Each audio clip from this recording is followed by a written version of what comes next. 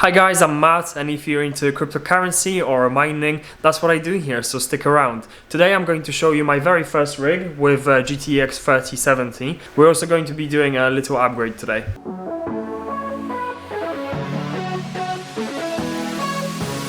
Since this is my very first rig, I will be sharing my weekly income with you on this channel right here. And if you're interested in mining, or if you're considering mining yourself, but you're not ready to build your own rig yet, join me on the journey and subscribe to the channel.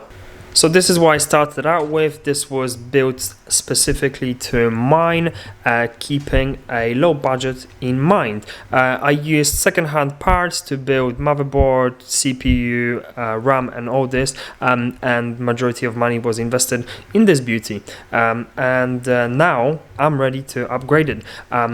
My cats got very interested in poking paws inside of the CPU fan, which you can imagine is probably not great. So I finally went ahead and built this frame.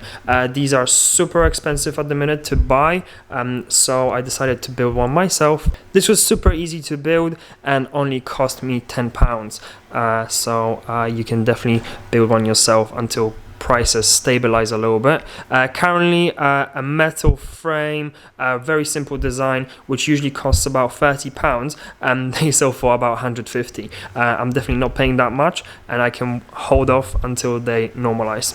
For my mining operation and pool, I am using NICEHASH, very user-friendly and super easy to set up. For overclocking, we've got the classic MSI Afterburner, works the magic, and I managed to pull stable 62 mega hashes. It dropped a little bit now, but my average is 62, so I think we won the silicon lottery.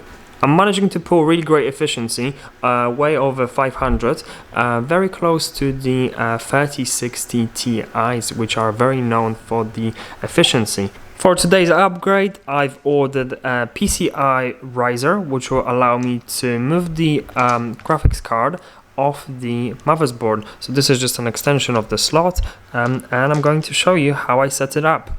For the frame, I built it big enough to fit a motherboard in the middle, one power supply on this side, and then eventually when I upgrade number of cards, we're going to upgrade to a second power supply on this side.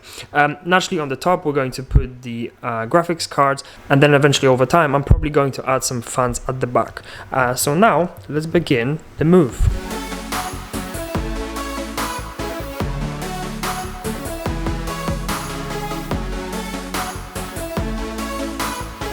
Okay, I moved motherboard, power supply and the hard drive into the frame. Now the biggest change in my setup will be using the riser. So I've done some research on it, and everyone says not to use the Molex connection for power, because there is no clear standard on it, and no one actually knows how much power can this support. So we'll be using the 6-pin PCI-e. And then the other part of the set that you get is this little thing that you just plug in into the motherboard, where you would normally plug in your GPU. It looks very tiny, a lot less connections than on the GPU, but it does a decent job. And we're actually going to test if we're going to achieve the same hash results on this PCIe riser.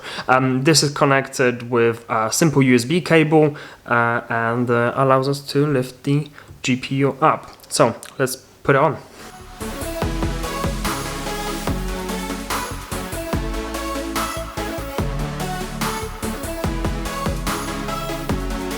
I connected the riser and we are ready to launch it. Hopefully the riser works well. I would be happy if we saw the same results as we did without the riser, plugging the GPU directly into the motherboard. I'm using the same port that I used to plug the GPU initially, and we have Windows. I can hear the fans are speeding up. That means the afterburner is kicking in. Let's launch the NICEHASH and see what we get from those risers. Okay, first results are coming in. We are getting 61 mega hashes. However, I can see that my power limit has changed to 55, which I keep it on 50 to get much better power ratio. Let's apply that and actually change my profile. Seems I didn't save it. There we go, look, that's perfect. I'll let this run for a little bit and I'm going to check in once the hash rate stabilizes a little bit. Okay, so I've been running this for last 15 minutes, so the GPU had time to warm up. We are running at 38 degrees, which is actually great, but do bear in mind that the MSI Afterburner doesn't measure the memory temperature, it measures the GPU temperature, and Ethereum being a memory heavy coin obviously affects your memory a lot more. We are at stable 61.9 to 62 mega hashes, which is only a very minor reduction from running this directly off the motherboard, and definitely a much more efficient setup for setting up more cards.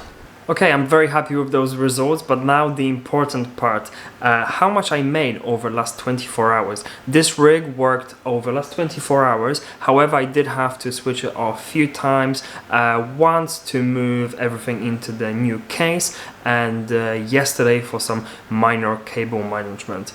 So over the 24 hours, I made £2.90. That's obviously with the downtime. If we didn't have any downtime, we would have made £3.90, which I consider to be a great result, giving us a return on investment of just over 7 months. Naturally, your return on investment will depend on what price you bought the GPUs for, whether you managed to snatch a deal close to the MSRP or if you paid scalpers prices. If you have any suggestions or comments, please leave them down below and stay tuned for another update next week. As always, thank you for watching and I'll see you next time.